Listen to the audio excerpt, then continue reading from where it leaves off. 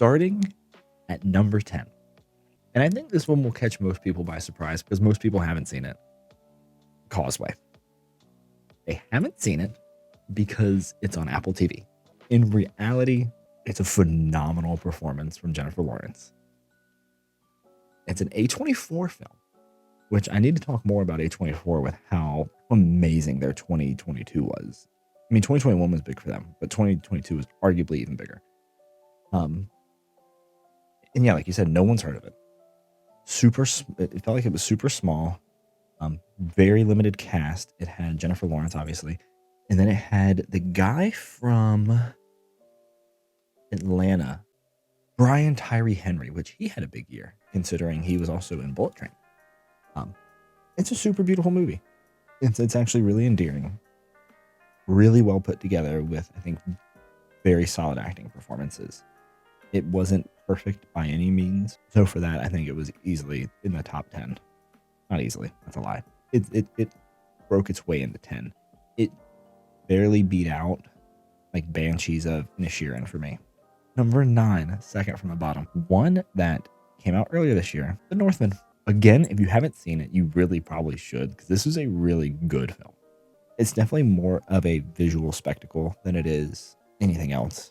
Acting was fantastic. Really surprising performance from the main guy who I've never seen before, even though I feel like I probably have. I just don't recognize him. Anya Taylor-Joy, automatically +1. Nicole Kidman did a good job.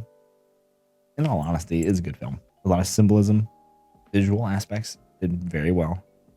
I think it came out really early in 2022, so I think it's going to get glossed over a lot, and people talk about the best movies of the year. But it's worth a watch. It's on I think it's free to watch on Amazon Prime if anyone's interested. It's something you would sit down and enjoy. It definitely is gory.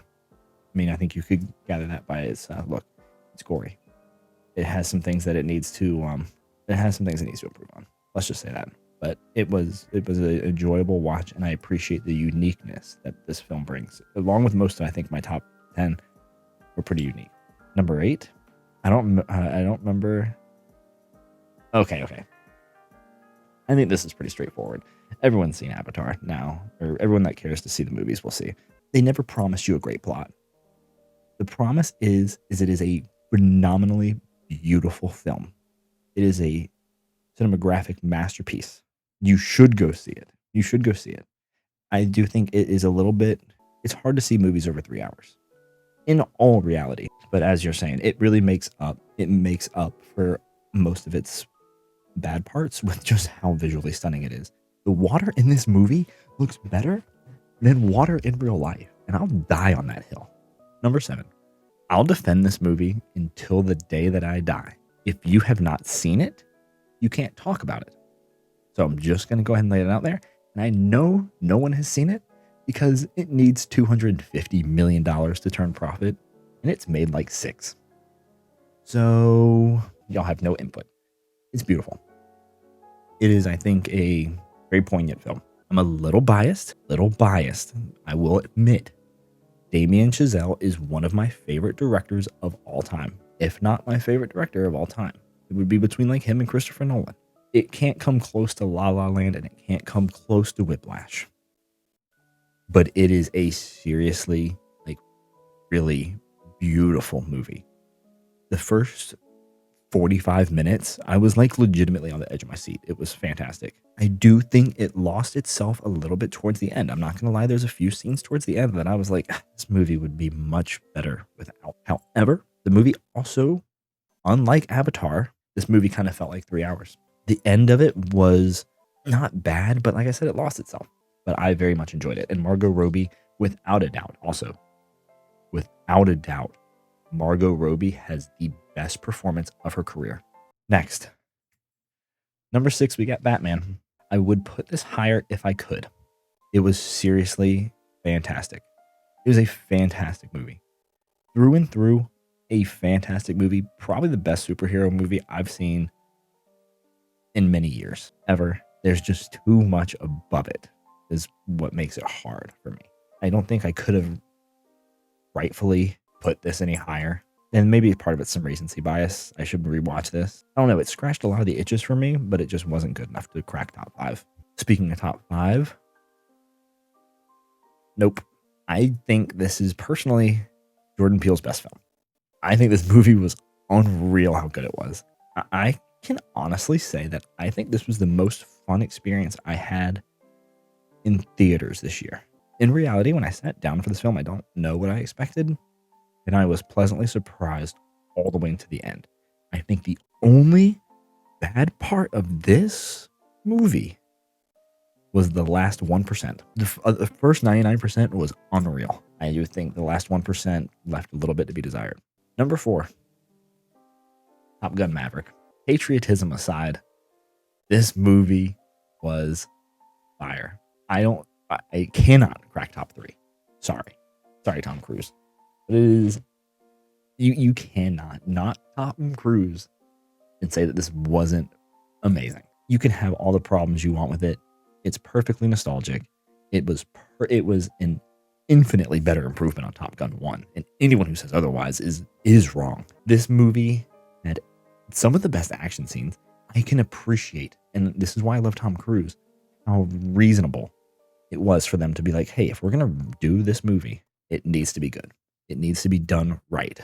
This was legitimately done right in every manner of the way. We'll never do a Top Gun 3. It's a perfect wrap up of Top Gun in his whole career. And I absolutely love this film. Number 3, All Quiet on the Western Front. This is a Netflix film, so some people might not have seen it. It is also a foreign film, so it is all in German. It deserves to win Soundtrack of the Year. It was so, I'm not going to lie to you, the soundtrack was so good. I'm actually like kind of getting a little emotional thinking about it. It's that moving of a soundtrack.